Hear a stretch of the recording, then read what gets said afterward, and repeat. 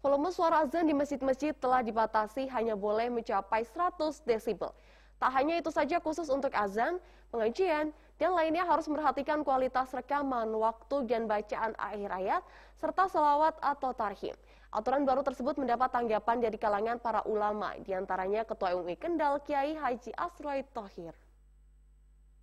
Aturan baru tersebut dibuat oleh Menteri Agama Republik Indonesia Yakut Khalil Qaumas dan dituangkan dalam Surat Edaran Nomor 5 Tahun 2022 yang mengatur tentang pedoman penggunaan pengeras suara di masjid dan juga musola. Dalam aturan tersebut dijelaskan, pengeras suara dalam masjid dipisahkan menjadi dua bagian.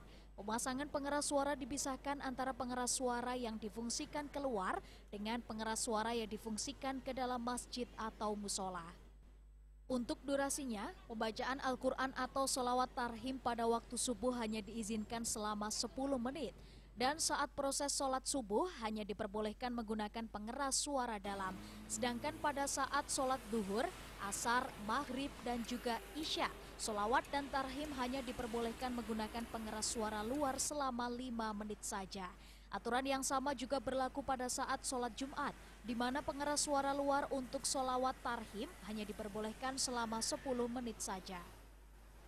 Ketua Majelis Ulama Indonesia Kabupaten Kendal, Kiai Haji Asroi Thohir menanggapi surat edaran tersebut dianggap biasa saja, sebab di Kabupaten Kendal tidak ada masalah dan itu sudah berjalan di wilayah Kabupaten Kendal.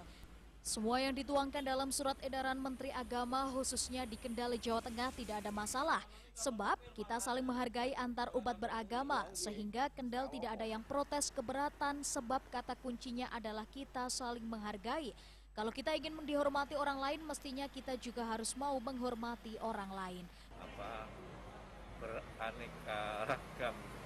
Kalau di daerah yang homogen betul kelompoknya di situ ya nggak ada masalah malah.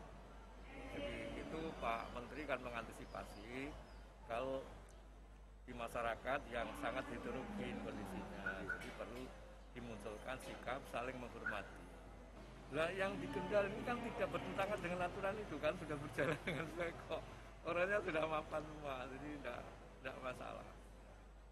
Nah, memang perlu disadarkan itu supaya rasa saling hormati itu tetap terjaga. Kalau kita ingin dihormati orang kan juga harus bisa menghormati orang, kan gitu aja prinsipnya. Kalau kita sudah bisa menghormati orang, tidak usah diperintah, orang lain juga akan menghormati kita. Muhammad Arya, Semarang TV.